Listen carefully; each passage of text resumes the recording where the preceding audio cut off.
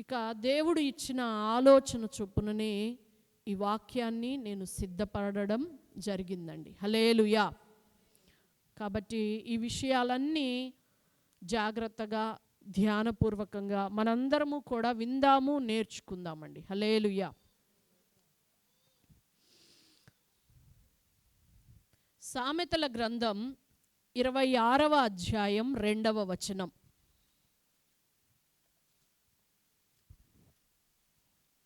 రెక్కలు కొట్టుకొనుచు తారాడుచున్న పిచ్చుకయు దాటుచుండు వాన కోయిలయు దిగకుండునట్లు హేతువు లేని శాపము తగులకపోవును. చాలండి. అందరు తీశారు కదా, అందరు తీశారు కదమ్మా. హేతువు లేని శాపము తగులక పోవును. ప్రార్థన. పరిశుద్ధుడా మీకు వందనాలు, మహాగణుడా వందనాలయ్యా. ఈ వాక్య భాగములలో నుండి మీరు మా అందరితో మాట్లాడండి అయ్యా. మేము శాపగ్రస్తులమే, పాపాత్ములమే, కానీ మా కొరకు నీవు బలియాగమయ్యి మమ్మును పరిశుద్ధపరచి మమ్మును ఆశీర్వాద కారణముగా ఉండుటకు పిలిచారయ్యా. మీకు వందనాలు, స్తోత్రములు అయ్యా. మీరు మా జీవితంలో చేసిన ప్రతి మేలును బట్టి మీకు వందనాలు చెల్లిస్తూ ఉన్నాం అయ్యా. మా జీవితాలలో ఏదైనా ఒక శాపంగా ఉన్నట్లయితే దానిని గుర్తుపట్టి మీ సన్నిధిలో వేడుకొని కృపనుంది అయ్యా, మేము ఆశీర్వదించబడి ఆశీర్వాద కారణంగా మారునట్లుగా మాతో మాట్లాడమని, మా హృదయాలు తెరువమని, వినగలిగే చెవిని మాకిమ్మని, చూడగలిగే కన్నును మాకు దయచేయమని, మీరు మహిమ పొందమని యేసు నామములో అడిగి పొందుకొని ఉన్నాము తండ్రి. ఆమెన్. ఒక్క మాట అండి, ఇది నేను ధ్యానం చేస్తూ ఉన్నప్పుడు దేవుడు నాకు ఇచ్చినది. ఏంటి అనంటే, హేతువు లేని శాపము తగులదు, అలాగే అర్హత లేని దీవెన నిలువదు. హేతువు లేని శాపం తగులదు, అలాగే అర్హత లేని దీవెన కూడా నిలువదు. అంటే ఒక్కొక్కసారి మన జీవితాలు మనం ఆలోచన చేసుకుంటే, ఏదైనా శాపం మనలను వెంటాడుతుందా, ఎందుకు ఇలా జరుగుతోంది అన్న ఆలోచన మనకు కలుగుతుందండి.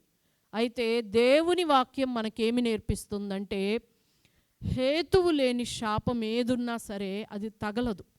అంటే ఎవడో మనల్ని శపించాడు అని చెప్పి మనకు శాపాలేమీ తగలవండి. అలాగుననే ఎవరో మనల్ని దీవించారు అని చెప్పి ఆ దీవెన కూడా నిలిచిపోదండి. హేతువు లేని శాపం ఎలాగున తగలదో అలాగే నీ ఒక దీవెనకు అర్హత నీలో లేకపోతే ఆ దీవెన కూడా నిలువదు. కాబట్టి హేతువు లేని శాపము తగులదు, అర్హత లేని దీవెన నిలువదు. ఈ విషయాన్ని మొట్టమొదటిగా క్రైస్తవులుగా మనం అర్థం చేసుకోవాలి, విశ్వసించాలి. చాలాసార్లు మన క్రైస్తవ సమాజంలో మనం ఎలా ఉంటాము అంటే, ఆయన ఒక గొప్ప దైవజనుడు, ఆయన చేతి మీద ప్రార్థన చేయించుకుంటే మనకి నెమ్మది దొరుకుతుంది అంటూ అలాగున పరుగెడుతూ ఉంటాం కదండి. అయితే వాళ్ళు దీవిస్తారు, నిజమే. లేవీయులను దీవించడానికి దేవుడు ఏర్పాటు చేశాడు, వాళ్ళు దీవిస్తారు. కానీ ఆ దీవెనకు తగిన అర్హత ఉంటేనే అది నిలుస్తుందండి, లేకపోతే అది నిలబడదు. హల్లెలూయా. ఎందుకంటే దేవుడు తాను పిలిచి అభిషేకించి ఏర్పాటు చేసుకున్న ఆయన శిష్యులను పంపించినప్పుడు ఇంటింటికి తిరగవద్దు అని చెప్తూ ఏమంటాడు అనంటే, మీరొక ఇంటిలోనికి ప్రవేశించినప్పుడు ఆ ఇంటి వాళ్ళు మిమ్మల్ని చేర్చుకున్నట్లయితే మీరు ఏం చెప్పాలి అంటే, ఆ ఇంటి వాళ్ళతో నీకు సమాధానమగునుగాక అని చెప్పాలి అని ఏమన్నాడో తెలుసా? సమాధాన పాత్రుడు అక్కడ ఉన్నట్లయితే ఆ సమాధానము ఆ ఇంటి మీద నిలిచి ఉంటుంది, లేకపోతే అది తిరిగి నీ యొద్దకు వస్తుంది అని చెప్పాడు. హల్లెలూయా. ఆయన దేవుడు గనుక ఆయన మాట సత్యం, అంతే కదండి. అంటే ఒక దైవజనుణ్ణి చేర్చుకొనుట వలన ఆటోమేటిక్గా ఒక దీవెన అనేది దైవజనుని ద్వారా ఆ కుటుంబం మీదకు వస్తుంది. కానీ సమాధాన పాత్రుడు ఆ గృహంలో ఉంటేనే ఆ సమాధానం అనేది నిలబడుతుంది. లేదనుకోండి ఏమవుతుంది, ఆ సమాధానం తిరిగి ఎవరైతే ఆ సమాధాన వచనాన్ని పలికారో ఆ దైవజనుని యొద్దకే వెళ్ళిపోతుంది. హల్లెలూయా. ఇది దేవుని వాక్యం మనకు నేర్పిస్తున్న విషయం. అంటే దీవెన అనే దానికి అర్హత లేకపోతే అది నిలబడదు అన్న విషయాన్ని మనం అర్థం చేసుకోవాలి. అలాగుననే ఎవరైనా మనమేదో అన్యాయం చేశామనుకొని సరిగా అర్థం చేసుకోలేకనో ఏ విధం చేతనైనా కోపంతోనో మనల్ని శపించారనుకోండి, అదంతా ఏమీ కూడా మనకు తగలదు. హేతువు లేనిదే శాపం కూడా మనకు తగలదు. ఈ దినాన ఈ విషయాన్ని క్రైస్తవులుగా మనం అర్థం చేసుకోవాలి. అంటే పైన నోటి మాటలతో పలికేవి అంటే వాటిని ప్రభావం ఉంటుంది, కానీ వాటికి మించి క్రియలలో ఆత్మలో నువ్వేంటి, నువ్వు ఎలా ఉన్నావు అన్న దాని మీదనే ఎక్కువ డిపెండ్ అయి ఉంటుంది అన్న విషయాన్ని మనం అర్థం చేసుకోవాలి. హల్లెలూయా. అయితే కొన్ని విషయాలు నేను చెప్తానండి. ఎవ్వరూ శాపాన్ని కోరుకోం. మనమందరము కూడా దీవించబడాలనే ఆశపడతాము, దీవెనగానే ఉండాలని కోరుకుంటాము. అయితే సామెతలు 3:33లో ఒక మాట ఉందండి. భక్తిహీనుల ఇంటి మీదకి యెహోవా శాపము వచ్చును, నీతిమంతుల నివాస స్థలాన్ని ఆయన ఆశీర్వదించును. నీవు నీతిమంతుడవైతే ఆయన ఆశీర్వాదం ఆటోమేటిక్గా నీ ఇంటి మీదకు వస్తుంది.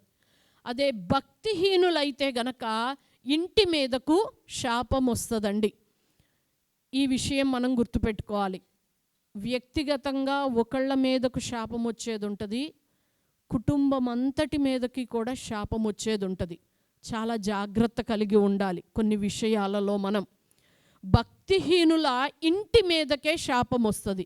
అదే నీవు నీతిమంతుడవైతే నీతిమంతుని నివాస స్థలం మీద కూడా దీవెన వస్తుంది.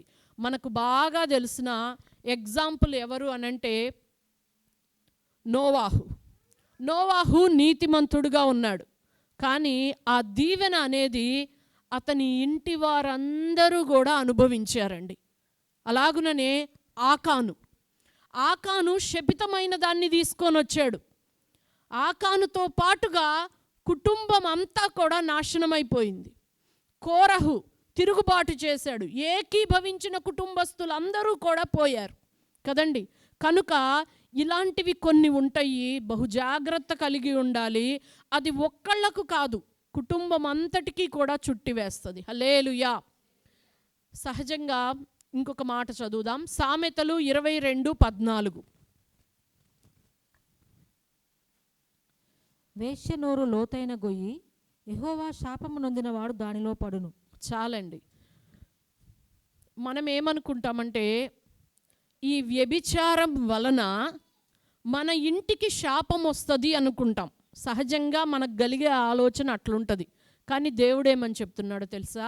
వేశ్య నోరు లోతైన గొయ్యి, యెహోవా శాపము నొందినవాడు దానిలో పడును. అంటే ఒక వ్యక్తి ఒక వేశ్య ట్రాప్లో చిక్కుబడిపోయాడు అని అంటే అర్థం ఏంటంటే ఆల్రెడీ యెహోవా శాపము నొంది ఆ గోతిలో పడిపోయాడు అని అర్థం అండి. హల్లెలూయా. కాబట్టి ఆ శాపము మనల్ని వదిలి వెళ్ళిపోవాలి. అలాంటివేమైనా మన కుటుంబాలలో ఉన్నట్లయితే అవన్నీ కూడా వదిలి వెళ్ళిపోవాలి. చాలామందికి చాలా విషయాలు అసలు సీరియస్గానే అనిపించవు, కానీ వేటిని సీరియస్గా ఎంచాలో కూడా మనకు మొదట అర్థం కావాలి. మన ప్రియులు కొంతమంది అంటే ఎందుకు అలాగున అసలు చాలా బాధ కలిగిస్తూ ఉంటుంది. ఎట్లా అంటే నా కొడుకు భయంకరంగా వ్యభిచారం చేస్తున్నాడు అని తెలుసు, కానీ కొంతమందికి అది అంత సీరియస్గా అనిపించదు. ఎంత పాపం అది! మీరు కావాలంటే శాపవచనాల్లో చూడండి, చాలా శాపములు మనకి ఎక్కడుంటాయండి ఆ శాపవచనాల గురించి? ద్వితీయోపదేశంలో ఏబాలు కొండ మీద ఈ విషయాల వలన శాపం వస్తుంది అంటూ లిస్ట్ అవుట్ చేశాడు కదా. ఒకసారి మీరు అది తీస్తారా? ద్వితీయోపదేశకాండం 27:15 నుండి 26 వరకు ఉంటుంది. ఒకసారి ద్వితీయోపదేశకాండం 27 జస్ట్ అలా తీసి ఉంచండి.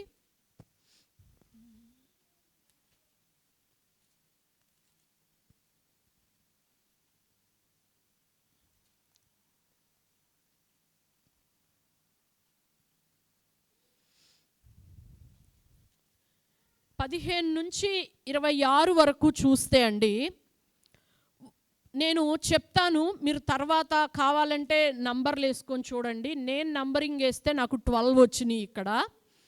ఒకటి ఏంటంటే, హేయమైన శిల్పి చేతులతో మలచిన విగ్రహమునే గాని పోత విగ్రహమునే గాని చేసి చాటున నుంచువాడు శాపగ్రస్తుడు. అంటే విగ్రహాన్ని చేయువాడు శాపగ్రస్తుడు. విగ్రహాన్ని మొక్కడం అనేది సెకండరీ. అసలు నీ కొరకు ఒక ప్రతిమను రూపించుకోవడమే శాపం. 2 చూడండి, తన తండ్రినైనను తల్లినైనను నిర్లక్ష్యము చేయువాడు శాపగ్రస్తుడు. అసలు చాలామందికి ఇదొక శాపం లాగానే కనపడట్లేదు. నీ తండ్రిని తల్లిని నిర్లక్ష్యం చేయడం. ఇక్కడ ముదిమియందు అని లేదండి, మనకి సామెతల్లో అది యాడ్ అవుతుంది. ముదిమియందు అంటే తండ్రిని తల్లిని నిర్లక్ష్యం చేయడం అనేది శాపము అన్న విషయం మనం అర్థం చేసుకోవాలి. అలాగుననే పొరుగువాని సరిహద్దు రాయిని తీసివేయడం అనేది శాపం. అంటే మనది కాని ఆస్తిలో మనం చొరబడ్డాము అంటే మన జీవితాలకు శాపం వెంటాడుతుందండి. అలాగుననే గుడ్డివాణ్ణి త్రోవ తప్పించడం. చాలామంది పిల్లలు సరదాగా ఇలాంటి పనులు చేస్తూ ఉంటారు. ఇంకొంతమంది పనికిమాలిన వాళ్ళు అలా చేస్తూ ఉంటుంటే నవ్వేవాళ్ళు ఉంటారు కదండి. జాగ్రత్త, ఇలాంటివి చాలా శాపం అని చెప్తా ఉన్నాడు. అంటే గుడ్డివాళ్ళు కుంటివాళ్ళు ఎవడైనా సరే ఒక డిజేబుల్డ్ పర్సన్ ఉంటే అతని ఆ యొక్క స్థితిని బట్టి ఎగతాళి చెయ్యడం, వాళ్ళను ఇబ్బంది పెట్టడం, వాళ్ళను ఇబ్బంది పెడతా వీడు సంతోషించడం అనేది ఉంది చూశారు, అది శాపానికి కారణమవుతుంది. చాలాసార్లు మనకు చాలా విషయాలు సీరియస్గా అనిపించవు, కానీ జీవితంలో అవి శాపాన్ని తీసుకొని వస్తాయి. జాగ్రత్త అండి, శిక్ష వేరు శాపం వేరు. శిక్ష వేరు శాపం వేరు. చాలా జాగ్రత్తగా ఉండాలి మనం ఈ విషయంలో. చాలామందికి గద్దింపుకి, హెచ్చరికకి, శిక్షకి, శాపానికి మధ్య ఉన్న వ్యత్యాసాలు అర్థం కావు. ప్రేమ, గద్దింపులో ప్రేమ ఉంటుంది, హెచ్చరికలో ప్రేమ ఉంటుంది, శిక్షలో కూడా ప్రేమ ఉంటుందండి. కానీ శాపం అనే దానిలో అసహ్యత, హేట్రెడ్నెస్ అనేది ఉంటుంది. అంటే నీవు దేవుని దగ్గర నుంచి గద్దింపులలో ఉన్నావు, నీవు శిక్షలో ఉన్నావు అని అంటే కూడా బ్లెస్డ్ థింగ్, అంతవరకు పర్వాలేదు, బాగానే ఉంది. ఎప్పుడు అది శాపం అవుతుంది అని అంటే ఇక ఆయన దగ్గర నుండి ఒక అసహ్యత, హేయత అనేది శాపంలోకి మనల్ని తోసివేస్తుంది. హల్లెలూయా. అలాగుననే ఇందాక ఏమని చెప్తున్నానండి, మన పిల్లలు ఎలాంటి వాటిని ఎంటర్టైన్ చేస్తున్నారనేది చూసుకోవాలండి. అపహాసకుడు ఎలా ఉన్నాడో తెలుసా అండి? తమ అపహాస్యం వలనంట తమ పాపాన్ని ఇంకా డబల్ చేసుకుంటున్నారు అంటూ యెషయా గ్రంథంలో వ్రాయబడడాన్ని మనం చూస్తామండి. మీ బంధకములు మరి బిగియకుండునట్లు మీరు అపహాసకులై ఉండకుడి అని దేవుని వాక్యం సెలవిస్తూ ఉందండి. అంటే ఆల్రెడీ వాడి బంధకాల్లో ఉన్నాడు. వాడు అపహాసకుడైతే, అంటే ఇలాంటి వాటి విషయంలో ఎంటర్టైన్ చేసేవాడైతే వాడి బంధకాలు మరింతగా బిగిసిపోతాయి. అసలు బంధకాలలో ఉండడమే ఒక బాధాకరమైన విషయం. ఆ బంధకాలలో వాడు ఇంకా బిగిసిపోవడం అంటే తెలుసు కదండి మనకి, ముడిపడితే వేరు, పీట ముడిపడితే కష్టం. చాలాసార్లు చాలా వాల్యుబుల్ అయినా సరే ఆ ముడి మనం తీయలేక కట్ చేసి పడేస్తాం కదండి. అంత విసుకనిపిస్తుంది. అంటే అపహాసకులుగా ఉంటే అలాంటి పరిస్థితులు కలుగుతాయి. ఇంకా అండి, పరదేశి కానీ, తండ్రి లేని వారి కానీ, విధవరాలికే కానీ న్యాయం తప్పి తీర్పు తీర్చువాడు శాపగ్రస్తుడు. జాగ్రత్త అండి. పరదేశులు, తండ్రి లేని వారు, విధవరాండ్రు వీళ్ళందరూ కూడాను సోషల్ స్టేటస్లో కొంచెం తక్కువగానే ఉంటారు. సహజంగా ఉంటుంది అది కదండి. అలాంటి వాళ్ళు చాలామంది ధనవంతుల పక్షపాతం వహిస్తారు, డబ్బున్న వారి పక్షపాతం వహిస్తారు. అలాగుననే ఉద్యోగాలు, వ్యాపారాలు ఉన్న వాళ్ళ పక్షం వహించి పరదేశులు, అనాథలు, విధవరాండ్రకి అన్యాయంగా మాట్లాడతారు. అంటే మనమేమి జడ్జిల్లాగా కూర్చొని చెయ్యం, కానీ బహుజాగ్రత్త అండి, జాగ్రత్త. ఒకసారి ఆలోచన చెయ్యాలి. ఒకే తప్పు, ఒకే పొరపాటులో ఒక బాగా డబ్బున్నోడున్నాడు, అదే పొరపాటులో డబ్బు లేనోడున్నాడు. ఆ డబ్బు లేనున్నోడి మీదకైతే తీర్పు క్షణాల్లో వచ్చేస్తుంది, ఆ డబ్బున్న వాడి మీదకైతే వాడిని అనేవాడు కూడా ఉండడు కదండి. ఆ మధ్యకాలంలో ఒక భయంకరమైన రేప్ కేసులో కొంతమందిని అలాగున క్షణాల్లో, అంటే వితిన్ ఫ్యూ డేస్, 2 డేస్లోనే వాళ్ళని ఎన్కౌంటర్ చేసేసారు. చాలామంది ప్రజలు హర్షించారు, ఇంత దారుణంగా చేసిన వ్యక్తులు ఎన్కౌంటర్ చేయడానికి తగిన వాళ్ళే అని చెప్పి కదా. కానీ ఆ ఎన్కౌంటర్ చేయబడిన ప్రతి వాళ్ళు కూడా పేదవాళ్ళు, చాలా దీనావస్థలో ఉన్నవాళ్ళు. వాళ్ళు చేసింది తప్పే, వాళ్లకు శిక్ష రావాలి, కానీ అది న్యాయం ప్రకారంగా శిక్ష రావాలి. అదే తప్పు ఒక ఎమ్మెల్యే కొడుకో, ఎంపీ కొడుకో, డబ్బులున్నవాడి కొడుకో చేస్తే అలా చేస్తారా? మనం కూడా ఆలోచన చేయండి. సంఘంలో ఒక్కొక్కసారి కొంతమంది చేసిన పొరపాట్లను బట్టి వాళ్ళని మనం కోప్పడతా ఉంటాం, తిరస్కరిస్తూ ఉంటాం. అది చేసేటప్పుడు నీ దృష్టి ఎలా ఉంది? వాళ్ళు చేసిన పొరపాటును బట్టి వాళ్ళను తిరస్కరిస్తున్నావా? దాని వెనుక వాళ్ళ సోషల్ స్టేటస్ కూడా ఎఫెక్ట్ అవుతుందా? అంటే అదే తప్పు ఒకడు చేస్తేనేమో ఏమనవు, అదే తప్పు ఈ పేదవాడు చేస్తే మాత్రము వాడిని చీల్చి చెండాడేసేసేయడం. చాలామంది జాగ్రత్త అండి, సేవకుల్లో కూడా ఇలాంటి తారతమ్యం మనకు కనపడతా ఉంటుంది. నిజం చెప్పాలంటే మన సంఘం డెవలప్ కాకపోవడానికి కూడా కారణం ఏంటి అనంటే, మనకు ఖచ్చితమైన కొన్ని నియమాలు ఉంటాయి, దాని ప్రకారంగా వెళ్తాం కదా. మనకి ఉన్న నియమం ఏంటి? మా సంఘం గురించి వచ్చింది కదా, చెప్తాను. ఎవరైతే బైబిల్ నోట్స్ రాస్తారో, ఎవరైతే రెగ్యులర్గా దాన్ని సబ్మిట్ చేస్తారో వాళ్ళకే కీర్తనలను వివరించే అవకాశం దొరుకుతుంది. అది మనం సంఘంలో పెట్టుకున్న విధానం. ఆ విధానంలో ఒక పేదవాళ్ళేను, అప్పుడే భక్తిలోకి వస్తున్న వాళ్ళు, అన్ని విషయాల్లో తక్కువగానే ఉన్నవాళ్ళు, పని చేసుకునేవాళ్ళు, కానీ రెగ్యులర్ నోట్స్ రాస్తారు. వాళ్ళు వచ్చేమో వాక్యం చెప్తారు, గెజిటెడ్ ఆఫీసర్స్ ఏమో వెనక కూర్చొని వాళ్ళు రాయరు కాబట్టి వాళ్ళకి అవకాశం రాదు, వాళ్ళేమో వినాల్సి వస్తుంది. ఈగోస్ హర్ట్ అవుతాయి. నిజమండి, యథార్థంగా చెప్తున్నా. ఒక ఫ్యామిలీ, చాలామంది దైవజనులు ఎలా ఉంటారంటే, మంచిగా డబ్బులున్న వాళ్ళని కొంచెం జాగ్రత్తగా చూసుకుంటే దశంభాగాలతో ఫుల్గా ఉంటారు అని చెప్పి అనుకుంటారు. ఒక ఫ్యామిలీ మన చర్చ్కి వచ్చారండి, వాళ్ళు భార్యాభర్తలు గెజిటెడ్ ఆఫీసర్సు, వాళ్ళ దశంభాగాలు 30,000 దాకా ఉంటాయి. కానీ వాళ్ళు వాళ్ళ ప్లేసుల్లో పాస్టర్లని అపాయింట్ చేసేవాళ్ళంట. అయితే ఎవరికేంటి? అయితే ఏంటి? నువ్వు సంఘానికి వస్తే ఒక క్రమం ఉంటుంది, ఒక నియమం ఉంటుంది, దాని ప్రకారంగా నువ్వు నిలబడాలి. అది నీకు చేతనవ్వాలి కదా. ఆయన ఏదో ఫీల్ అయిపోతారు, కానీ వాళ్ళ ఆవిడ పాపము మంచిగా వాక్యం రాసుకొచ్చింది. వాళ్ళ ఆవిడేమో ఇక్కడ నిలబడి వాక్యం చెప్తా ఉంటే, పాస్టర్లని అపాయింట్ చేసే ఆయనేమో అక్కడ కూర్చొని వాక్యం వినాలి అంటే చాలా ఇబ్బంది అనిపించేసింది. చర్చ్ మానేసేసారు. ఎవరికేంటైతే కదండి.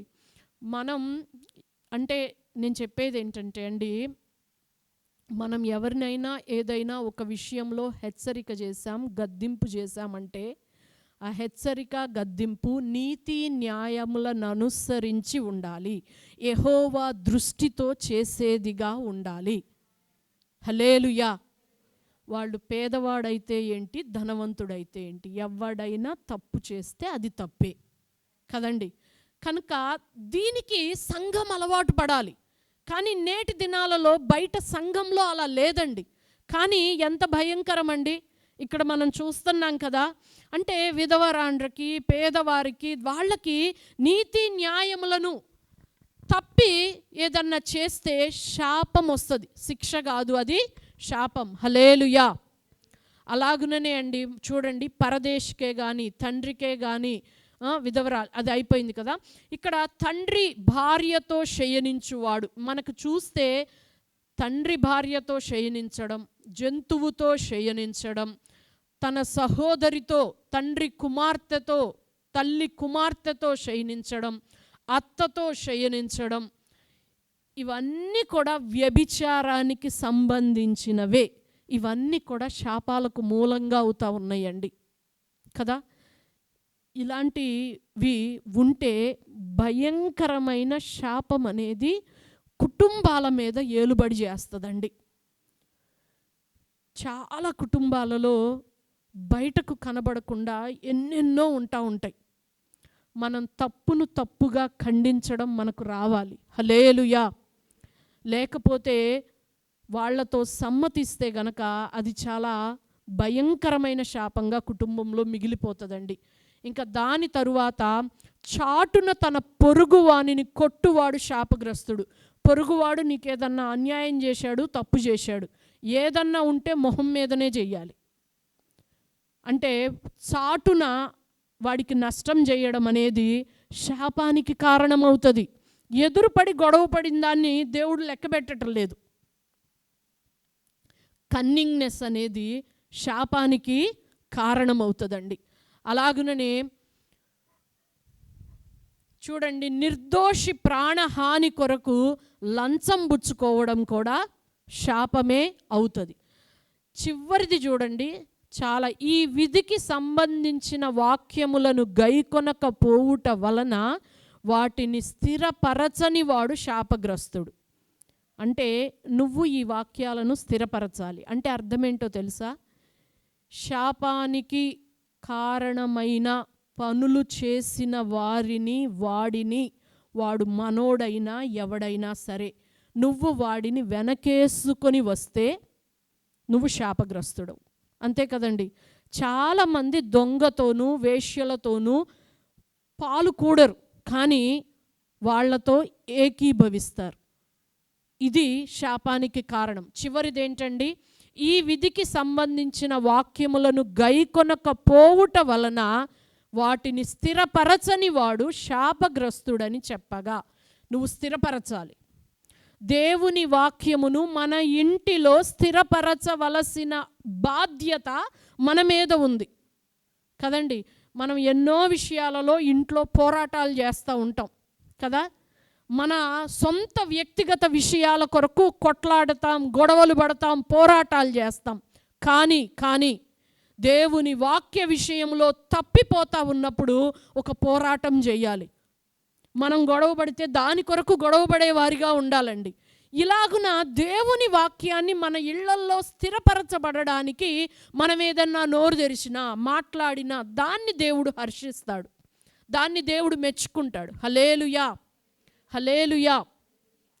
ఈ విషయాలన్నీ కూడాను చాలా జాగ్రత్త కలిగి ఉండాలి. ఇక్కడ నేను ఇంకొక మాట చెప్తానండి మీకు. ఏంటి అంటే, మీరు అనుకోవచ్చు, నిజమేనండి, ఒకప్పుడు శాపం మా కుటుంబాలలో ఏలుబడి చేసుకుంటా వచ్చింది. శాపం అనేదండి కుటుంబం మీద నిలిచిందంటే అర్థం ఏంటంటే, షుగర్ గనక వంశపారంపర్యం జబ్బెట్టాగో శాపం కూడా అలాగున తరాలకు క్యారీ అవుతా వస్తూ ఉంటుందండి, క్యారీ అవుతా వస్తూ ఉంటుంది. చాలామంది అంటారు, నిజమేనండి, కానీ క్రీస్తులోకి వచ్చినాక ఆయన మన శాపాలన్నీ తీసేశాడు కదా అని అంటారు. నేను ఒక్క మాట చెప్తానండి, నోట్ చేసుకుంటే చేసుకోండి, మీకు తెలిసి ఉండొచ్చు. గలతీ 3:13 చూడండి, చదవండి.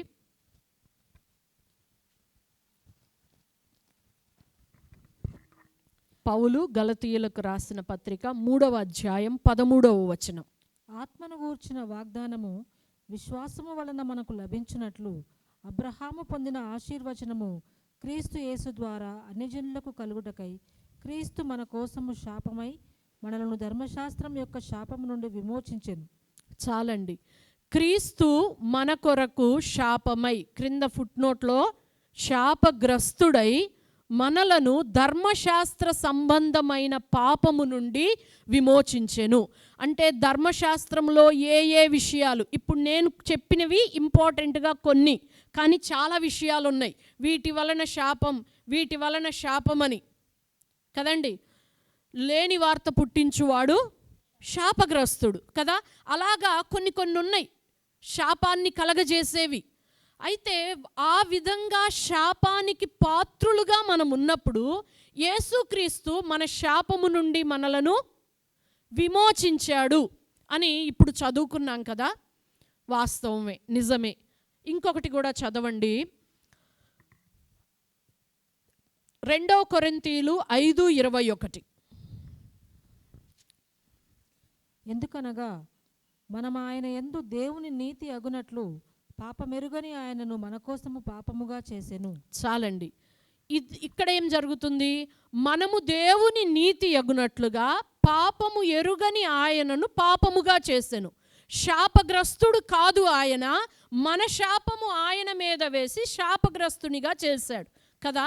అయితే నేను చెప్పే విషయం ఏంటంటే అండి, నీ మీద పాపం ఉంది, నిన్ను దేవుని నీతిగా మార్చడం కొరకు దేవుడు నీ పాపాన్ని ఆయన మీద వేసి ఆయన్ను పాపం చేశాడు. నిజమే, ఇది జరిగిన కార్యం. కానీ నువ్వు దీని వలన ప్రయోజకుడివి ఎప్పుడవుతావు? నేను చెప్పేది అర్థమవుతుందా? ఇప్పుడు యేసయ్య, మనం పాపాత్ములమండి, మనం పాపమై ఉన్నామండి. మన పాపాన్ని దేవుడు ఆయన మీదేసి ఆయన్ని పాపము అన్నట్టుగా చేసేసాడు. పాపానికి ఒక నిలువెత్తు ఎవరు అంటే యేసుక్రీస్తు అన్నట్టుగా మ్రాను మీద ఆయన్ను వ్రేలాడదీశాడు కదా. ఇది జరిగింది వాస్తవమే. కానీ ఈ జరిగిన కార్యము వలన ఒక వ్యక్తి ఎప్పుడు ప్రయోజకుడవుతాడు అంటే ఎప్పుడు దాని ప్రయోజనాన్ని పొందుకుంటాడు?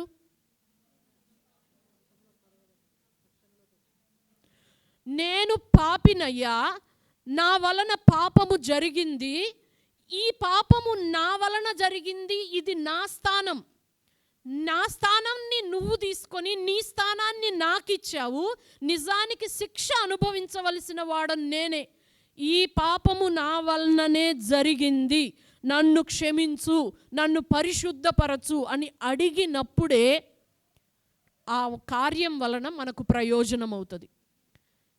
ఎలాగైతే పాపము విషయంలో మనం పశ్చాత్తాపపడి మారు మనస్సు పొంది ఒప్పుకుంటామో అప్పుడే పాపము నుండి విమోచన మనకు కలుగుతుంది. అందరికీ తెలిసిందే. మరి శాపం, మన కొరకు ఆయన శాపగ్రస్తుడయ్యాడు, వాస్తవమేను.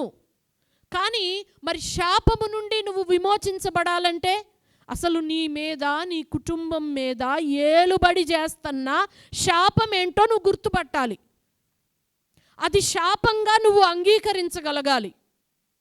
ఆయన యొద్దకు రావాలి, ఒప్పుకోవాలి.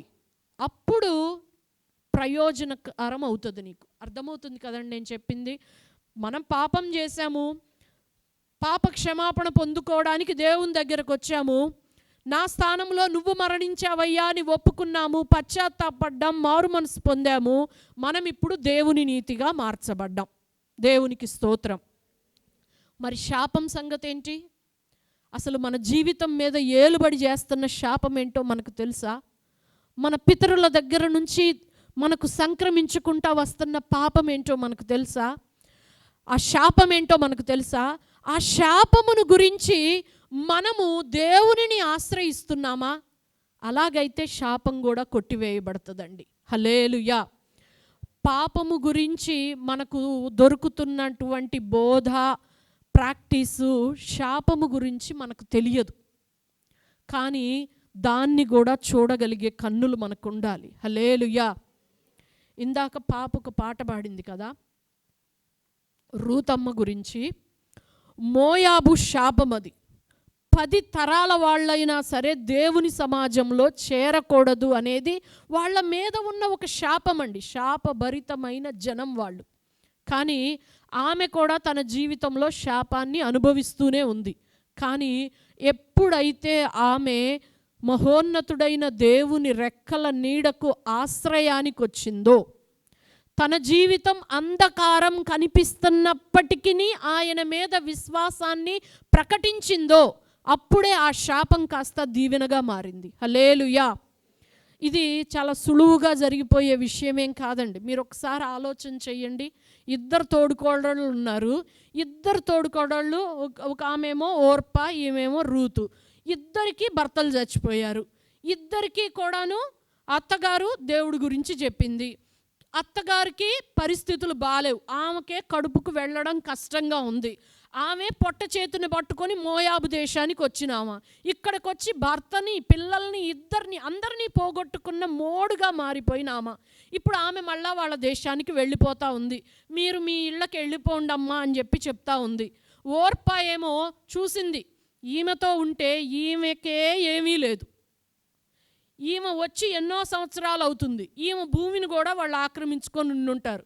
అక్కడికి వెళ్తే అడుక్కు తినే పరిస్థితే. ఈమె నమ్మిన దేవుణ్ణి ఈమెను పట్టుకొని వాళ్ళ దేశానికి వెళ్ళాలా, లేకపోతే మోయాబులోనే మా తల్లిదండ్రుల దగ్గరకే నేను వెళ్ళాలా అండి. నిర్ణయం చేయడం దగ్గరే శాపం అనేది కొట్టివేయబడడం, నిలవడం జరుగుతుంది. మాటలతో జరిగేది కాదు ఇది. హల్లెలూయా, హల్లెలూయా. ఆమె ఏమనుకున్నదంటే, నీ దేవుడే నా దేవుడు, నీ జనమే నా జనము, నీవు చచ్చిపోయిన చోటే నేను కూడా చచ్చిపోతాను. దేవుడు అన్నది తప్పనిచ్చి మరింకొక ఆధారం ఏమీ కూడా రూతుకు కనబడటం లేదండి. నయోమి దగ్గర నయోమి చెప్పింది. నయోమి ఏమైనా భరోసా మాటలు చెప్పిందా? 4 నువ్వు రా, ఎట్టాగో కట్టాగా నేను ఎవరో ఒకళ్ళతో మ్యాచ్ ఫిక్స్ చేస్తాను, నీ పెళ్లి చేస్తాను, నీకు ఆశీర్వాదం దొరుకుతుందని. నన్ను నమ్ముకొని రామాకు తల్లి, నా పరిస్థితే బాగుండలేదు, మీ అక్క వెళ్ళింది, నువ్వు కూడా వెళ్ళిపో అనంది. కానీ తన బ్రతుకు శూన్యంగా కనపడుతున్నప్పటికీ కూడాను తనకున్న ఏకైక నమ్మిక దేవుడు మాత్రమే. తన అత్త పరిచయం చేసిన దేవుడు. నేను అంటాను, ఈ అత్త పరిచయం చేసిన దేవుడిని పరిచయం చేసింది, కానీ అత్త జీవితంలో ఏమైనా ఆశీర్వాదాన్ని చూసిందా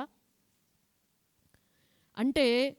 చాలామంది అండి ఎలా ఉంటారు అంటే, ఎవరికన్నా సువార్త చెప్పడానికి, ఎవరికన్నా దేవుడి గురించి చెప్పడానికి, అరే నా బ్రతుకే ఇట్టుండే, నేనేం చెప్తాను ఆమెకు దేవుడి గురించి, నా బ్రతుకు చక్కగుండి ఆశీర్వాదకరంగా ఉండి 3 పువ్వులు 6 కాయలు అన్నట్టుగా వర్ధిల్లుతా ఉంటే గనక, చూసావా మా దేవుడు, నన్ను చూడు నేను ఎలా దీవించబడ్డానో, నేను ఎలాగా ఇదయ్యానో, నా దేవుణ్ణి నమ్ముకో అని చెప్పడానికి ఉంటుంది. కానీ నేనే ఇంకా హీనావస్థలో ఉండి నా దేవుడి గురించి చెప్తే వాళ్ళు ఏమి నమ్ముకుంటారు? నీ లాజిక్కులొద్దు. చాలాసార్లు పాస్టర్ గారు అంటారు, చూశారు, దేవుని దగ్గర లాజిక్కులు పనిచేయవు. మన లాజిక్ ఇది చెప్తుంది, మన యుగ ధర్మం ఇది చెప్తుంది, మన శరీరము, రక్తము, మాంసం మనకి ఇది బోధిస్తుంది. కానీ దేవుడు ఏం చెప్తాడో తెలుసా? అరే పిచ్చోడా, ఆకర్షించేవాడవు నువ్వు కాదు, నీ స్థితి కాదు, నువ్వు కేవలము ఒక బూర వంటి వాడవే. నువ్వు చెప్తే కార్యం చేసేవాడని నేను, కానీ మాటలు చెప్పడం మాత్రం నాది ఏమీ లేదండి, అంతా నా దేవుడేనండి అని చెప్తాం. కానీ హృదయంలో విశ్వాసం మాత్రం మాటల్లో ఉన్న స్థాయిలో మన జీవితాల్లో ఉండదండి. మన మాటలకి మన విశ్వాసానికి మధ్య ఉన్న గ్యాప్ని బాగా యూజ్ చేసుకునేది ఎవరంటే సాతానుగాడే. మనం విశ్వాసములో అభివృద్ధి పొందడం, భక్తిలో ఎదగడం అంటే నీ మాటకి నీ క్రియకి మధ్య వ్యత్యాసం తగ్గిపోవడమేనండి. హల్లెలూయా, హల్లెలూయా. అందుకనే అంటాడు యోహాను, చిన్నపిల్లలారా, నాలుకతోనూ మాటతోనూ కాక క్రియతోనూ సత్యముతోనూ ప్రేమించెదము.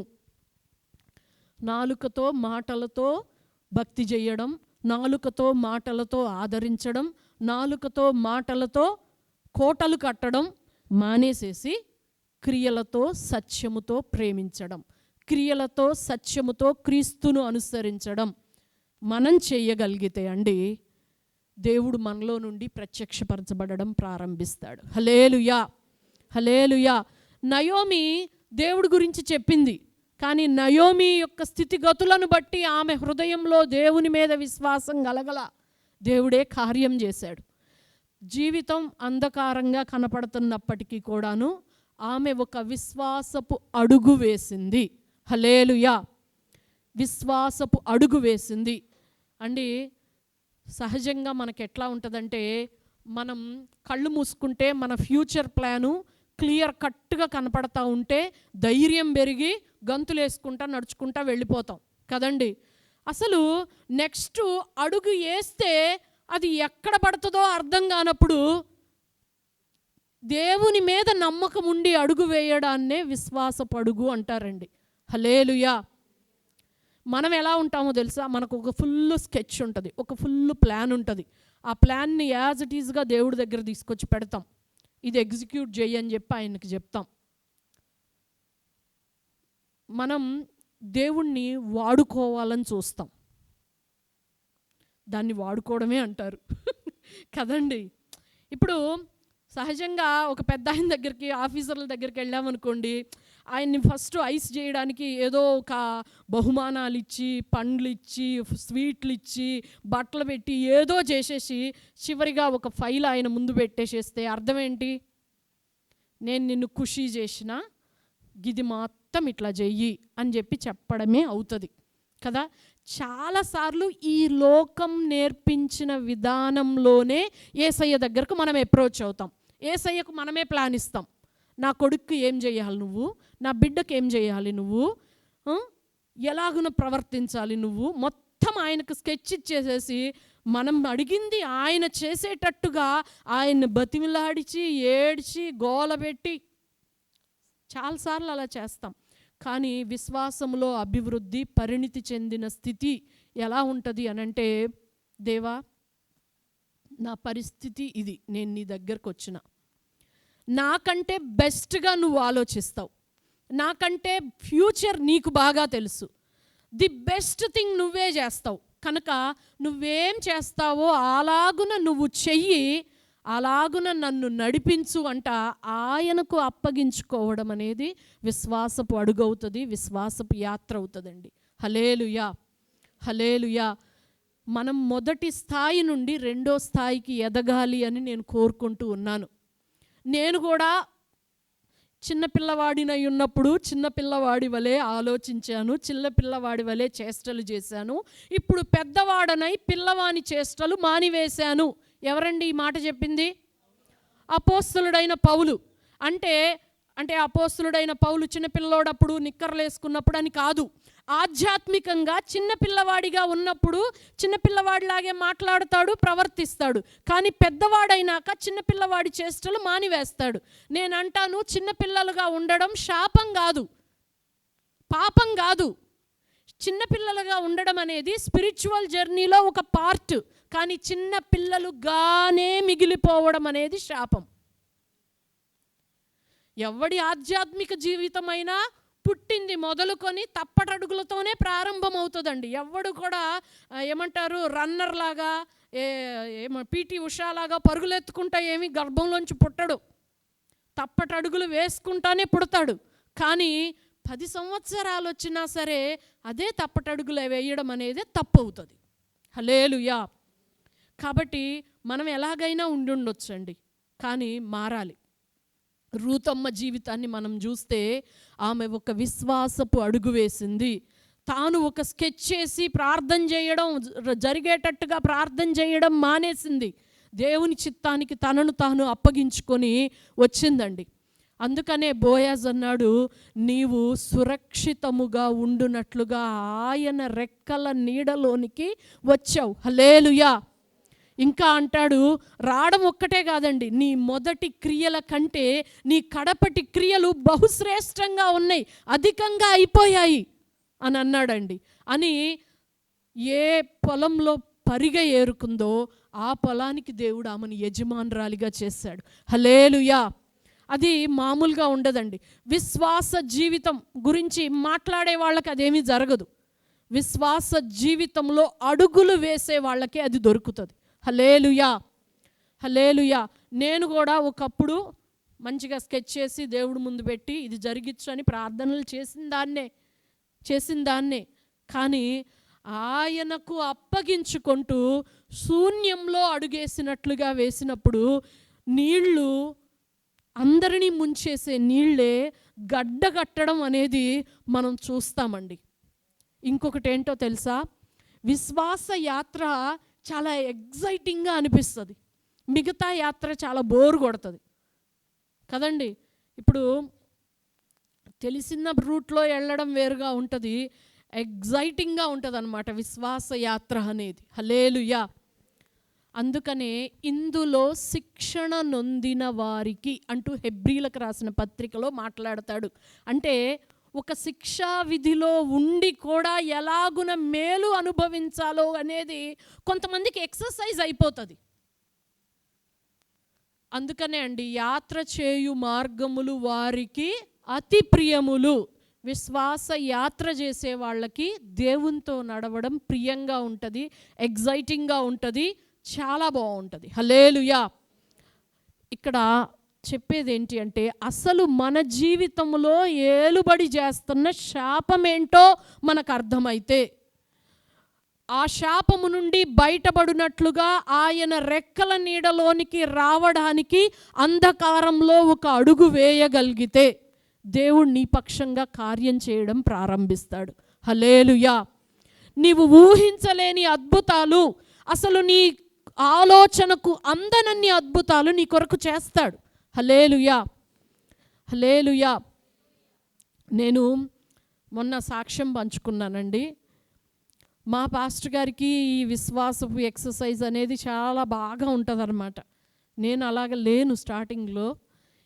కొన్ని చేస్తూ ఉన్నప్పుడే కొన్ని విషయాలు అర్థమవుతాయండి. మొన్న మేము అనంతపూర్ వెళ్ళాం కదా, మా పాస్టర్ గారు ఎవరికో పేమెంట్ చేయాలి. అనంతపూర్ వెళ్ళొచ్చిన తర్వాత ఇస్తానులే అని చెప్పారు. నేను విన్నాను, ఫోనుల్లో మాట్లాడాలు వినడాలు అన్నీ. అక్కడ మేము బయలుదేరుతానే ఉన్నాం, ఫోన్లు వస్తూ ఉన్నాయి. అయ్యా బాబు, నేను ఇంకా రాలేదు, ఈరోజు రాత్రికి వస్తాను, రేపు మార్నింగ్ మీకు ఇస్తానులే అని చెప్పి చెప్తా ఉన్నారు. ఇక లోపలికి రాలేదు, ఇంకా రోడ్డు మీదనే ఉన్నాం. మళ్ళా ఫోన్ వచ్చింది, బాబు నేను ఇంకా ఇంటికి చేరలేదు, దగ్గరకు వచ్చినా కానీ ఇస్తానులే పో అని చెప్పేసి చెప్తా ఉన్నారు. నేనండి అక్కడ బయలుదేరినాము కదా, ఇక ఫోన్లు వస్తున్నాయి, పాస్టర్ గారు ఫోన్ మాట్లాడుతూ ఉన్నారు. నేను ప్రార్థన చేస్తూ ఉన్నా. ముందు డ్రైవరు అత్తమ్మ కూర్చున్నారు, ఈయన నేను కూర్చొని ఉన్నాం. నేను ప్రార్థన చేస్తూ ఉన్నా, దేవా ఎన్నోసార్లు మాకు నువ్వు సహాయం చేసావు. ఎందుకంటే అండి, మా మామయ్య గారు ఒక మాట చెప్పారు. అసలు మేము పరిచర్యలోకి రాకముందే యెహెజ్కేలు గ్రంథంలో ఒక మాట ఉంటుంది. ఏంటి అనంటే, అన్యజనుల ఎదుట నీ నామం అవమానం పాలు కాకుండునట్లుగా నీ ప్రఖ్యాతి నిమిత్తం తోట ఒకటి నాటించితిని అన్న మాట చెప్పారన్నమాట. అంటే అన్యజనుల ఎదుట అవమానం కలగకుండా ఏ విధం చేతనైనా దేవుడు కార్యం చేస్తాడు. ఇది నేను చాలా ఫస్ట్ నుంచి కూడా, అసలు ఇక అయిపోయింది ఎట్టుంటుందంటే, ఇస్సాకు మీద కత్తి ఎత్తినట్టు ఉంటుంది అన్నమాట పరిస్థితి. కత్తి ఎత్తి ఇక అయిపోయిందన్న పరిస్థితి దాకా కూడా దేవుడు మాట్లాడాడు, చూశారు. అట్లాంటివి కూడా నేను చాలా చూసిన. మా పాస్టర్ గారికి అది బాగా అలవాటైపోయిందనమాట, ఆయన అలాగే ఉంటారు. నాకు ఫస్ట్లో చాలా పోరాటం గొడవ ఉండేది. అలా ఎందుకు చేస్తాం, మనం అలా ఉండకూడదు కదా, దేవుడు మనకు జ్ఞానం ఇచ్చాడు కదా, మనం కొన్ని జాగ్రత్తలు తీసుకోవాలి కదా, ఇలాంటివన్నీ కూడా నాకుంటా ఉండే. అయితే అవన్నీ నేను కూడా వదిలేసేసి ఆ విశ్వాసపు అడుగులు అలా నడవడం అనేది నేర్చుకొని ప్రారంభిస్తూ ఉన్నానన్నమాట. నేను ప్రార్థన చేస్తున్నా, దేవా ఎన్నోసార్లు అసలు మా ఊహకు మించిన అద్భుతాలను నువ్వు చేసావు, నేను అవి రుచి చూసి ఎరిగాను. ఇశ్రాయేలీల పెద్ద తప్పేంటి అని అంటే అండి, ఒక అద్భుతాన్ని చూస్తారు, స్తుతిస్తారు, మళ్ళీ ఇంకో కష్టం వస్తే ఆ అద్భుతాన్ని జ్ఞాపకం చేసుకొని స్తుతించి ప్రార్థన చేయరు, సణుగులు గొణుగులు మొదలు పెడతారు. అందుకే వాళ్ళ వల్ల ఇసికిపోయాను అని ఆయన అన్నాడు కదండి. కనుక అయ్యా అప్పుడు ఆ అద్భుతాన్ని నువ్వు చేశావు, ఈసారి కూడా అటువంటి పరిస్థితుల మధ్యలో మేమున్నాం. ఇమ్మానుయేలుగా ఇప్పుడు నువ్వు నాతో ఉన్నావు, సమస్తము చూస్తూ ఉన్నావు, వింటూ ఉన్నావు, కనుక ఈ పరిస్థితులలో నువ్వు మాకు సహాయం చెయ్యి అని నేను ఒకటే అన్నా. దేవా నువ్వు చేస్తావు నాకు తెలుసు, కానీ ఈసారి ఐ ఆమ్ అబ్జర్వింగ్ యూ, నా కళ్ళు నీ మీద పెట్టి నేను చూస్తున్నా, నువ్వు అసలు ఈసారి ఎలా చేస్తావో ఏం చేస్తావో నేను చూస్తున్నా, ఐ ఆమ్ వాచింగ్ యూ. దేవుడు చెప్తాడు కదా మనకు ఆ మాట, నేను నిన్ను పరిశీలిస్తున్నాను రా అని నేను దేవుడితో చెప్పిన, నేను నిన్ను చూస్తున్నా, ఈసారి నువ్వు ఎలా కార్యం చేస్తావో నేను నిన్ను చూస్తున్నానయ్యా అని చెప్పినా అండి. వచ్చినాం, 12:15 అయిపోయింది, భోజనం చేసినాం, పాస్టర్ గారు ప్రార్థన చేసుకున్నారు, ఫోన్ స్విచ్ ఆఫ్ చేసి హ్యాపీగా నిద్రపోతూ ఉన్నారు. నేనేమో నా బుక్ ఫైనల్కి వస్తుందన్నమాట, దాని వర్క్ చేసుకుంటా ఆఫీస్ రూమ్లో కూర్చొని ఉన్నా, కానీ ప్రార్థన చేసుకుంటా ఉన్నా. అరౌండ్ 2 మా ఫ్రెండ్ దుబాయ్ నుంచి కాల్ చేసింది. కాల్ చేసి సిరి నీతో మాట్లాడాలి అర్జెంటుగా అని. ఏంటి అని అంటే, అస్సలు నాకు ఏంటో పిచ్చి పట్టినట్టుగా అవుతుంది, ఒక 3 days నుంచి నాకు నడుస్తుంది ఇదంతా కూడాను. నాకు ఒక హౌస్ లోన్ ఉంది, దాంట్లో కొంత హౌస్ లోన్ యొక్క పర్సంటేజ్ తగ్గింది. నువ్వు తగ్గింది కదా పర్సంటేజ్, నువ్వు దాని ప్రకారంగా బ్యాంక్లో అప్లికేషన్ పెట్టావా అని వాళ్ళ మేనేజర్ గారు పిలిచి అడిగారట. అసలు బయట వర్క్ ఎన్విరాన్మెంట్లో చాలా డిఫరెంట్గా ఉంటుందండి. మేనేజర్ గారు ఈమె హౌస్ దాన్ని గురించి పిలిచి అడిగే అంత అసలు ఉండదు, కానీ ఆయన అడిగాడట. దీనికి ఆశ్చర్యం అనిపించి అవును నిజమే కదా అని చెప్పి అప్లై చేసింది. అప్లై చేస్తే దేవుడు చెప్తా ఉన్నాడంట, ఏంటి అనంటే, నీకు ఎంత అమౌంట్ తగ్గిందో ఆ తగ్గిన అమౌంట్ మొత్తము కూడాను నువ్వు అర్జెంటుగా శిరీష వాళ్ళకి పంపించు. ఇక ఇది ఎంతో తెలియదు కదా అనుకుంది, మనసు ఊరుకోవట్లేదట. ఇదే బ్యాంకుకు ఫోన్ చేసింది. ఫోన్ చేస్తే ఈ ఫిగర్ అని చెప్పేసి బ్యాంక్ వాళ్ళు చెప్పారు. తను అది ఇంకా బ్యాంక్ వాళ్ళు తనకేమీ వేయలేదు, జస్ట్ ఇంత వస్తుంది అని చెప్పారు అంతే. తన మనసు నెమ్మది ఉండట్లేదంట, కూర్చోలేకపోతుందంట, నిలబడలేకపోతుందంట, పని చేయలేకపోతుందంట, అసలు ఏది తన వల్ల కావట్లేదంట. ఇక తను అంటుంది, అస్సలు ఎవడన్నా నన్ను ఈ పరిస్థితుల్లో చూస్తే ఈ అమ్మాయికి పిచ్చి పట్టిందా ఏంటి అనుకుంటాడే, ఆఫీస్లో నేను కూర్చోలేకపోతున్నా, నిలబడలేకపోతున్నా, ఎవరో నన్ను తరుముతున్నట్లుగా ఉంది. తన అకౌంట్ ఓపెన్ చేస్తే అంత అమౌంట్ ఉందంట. ఆ అమౌంట్ తీస్తే ఇప్పుడు తన బ్యాంక్ బ్యాలెన్స్ నిల్ అయిపోతుంది. బ్యాంక్ బ్యాలెన్స్ నిల్ అయిపోతే ఎట్లా కదా, తన భర్త ఉన్నాడు, తన కొడుకు చదువుకుంటున్నాడు, హయ్యర్ స్టడీస్, ఎట్లుంటుందండి. కానీ తన మనసు ఇక దేవుడు తనని కంగారు పెట్టేసినట్టుగా అయ్యి వెంటనే ఆ అమౌంట్ ట్రాన్స్ఫర్ చేసింది.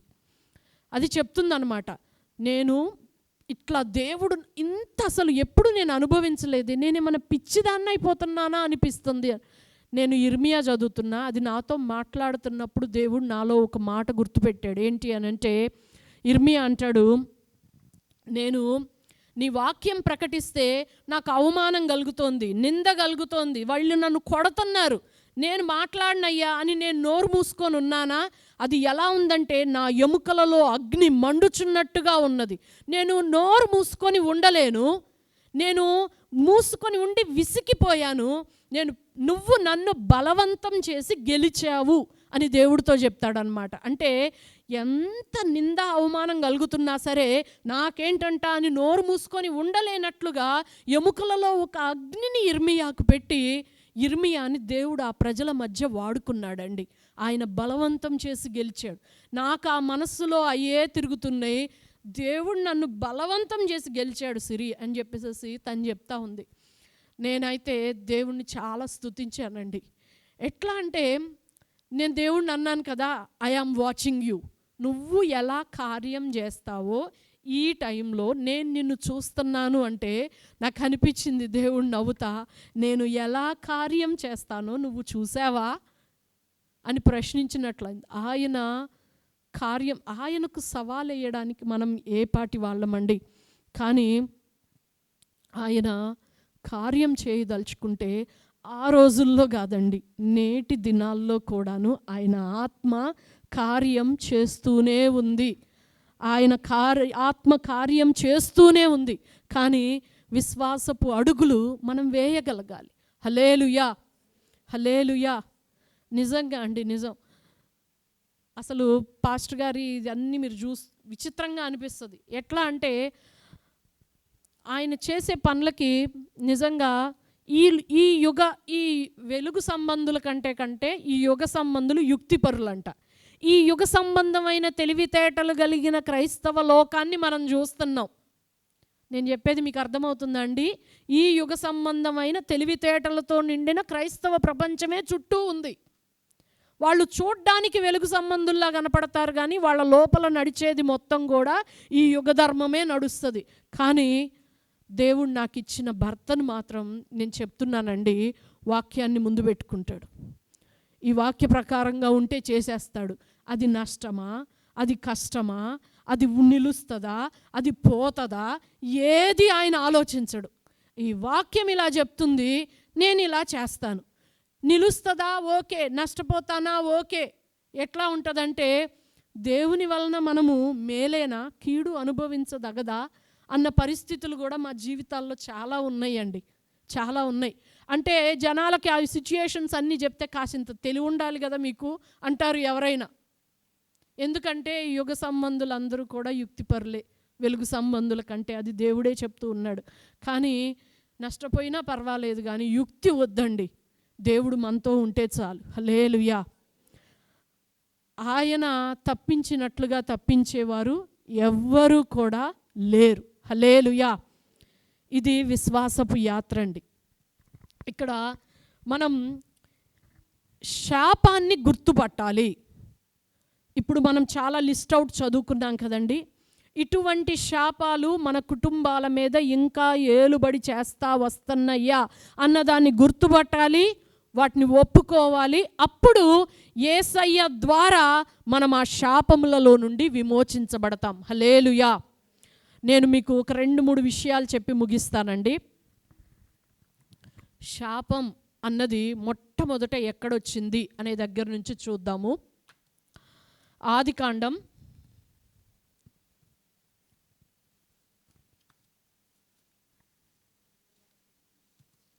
3వ అధ్యాయం 17 చదవండి. ఆయన ఆదాముతో, నీవు నీ భార్య మాట విని తినవద్దని నేను నీకు ఆజ్ఞాపించిన వృక్షఫలములు తింటివి గనక నీ నిమిత్తము నేల శపింపబడి ఉన్నది. చదవండి. ప్రయాసముతోనే నీవు బ్రతుకు దినములన్నీ దాని పంట తిందువు. అది ముండ్ల తుప్పలను గచ్చపొదలను నీకు మొలిపించును. పొలంలోని పంట తిందువు. చాలండి. ఇక్కడ మొట్టమొదటి శాపం, దేవునిని అనుమానించారు. దేవుణ్ణి అనుమానించారు.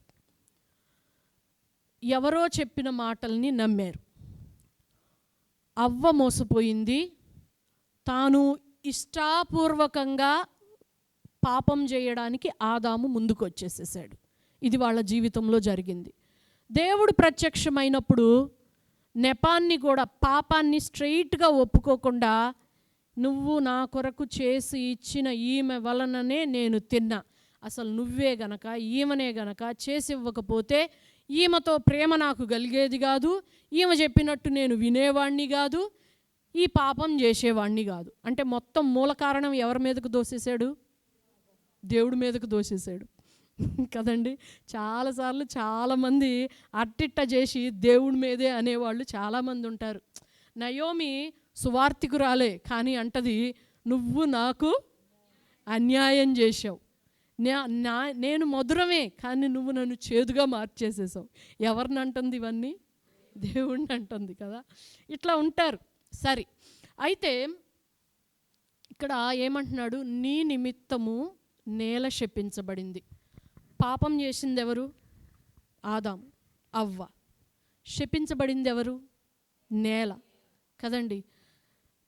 ఇది కొంచెం విచిత్రంగా అనిపిస్తుంది, కానీ అంతకుముందంట నేలలో గచ్చ పొదలు, ముండ్ల తుప్పలు లేవు.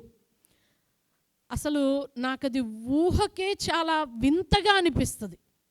ఇప్పుడు నేల ఉందనుకోండి, అలాగున మనం వదిలేస్తే మంచిగా దాంట్లోంచి ఒక జామ చెట్టు, ఒక మామిడి చెట్టు, ఒక ఏమంటారు సపోటా చెట్టు, ఇవన్నీ వచ్చేస్తూ ఉన్నాయి అనుకోండి, అసలు ఎంత బాగుంటుందండి కదా. ఒకప్పుడు నేల అలాగే ఉండేది, దాంట్లో నుండి మంచే వచ్చేది, చెడు అనేది రావడం అనేది దానికి తెలియదు. కానీ దేవుడు దాంట్లో నుంచి పనికి రాని గచ్చ పొదలని, ముండ్ల తుప్పల్ని మొలిపించేటట్లుగా నేలను శపించాడు.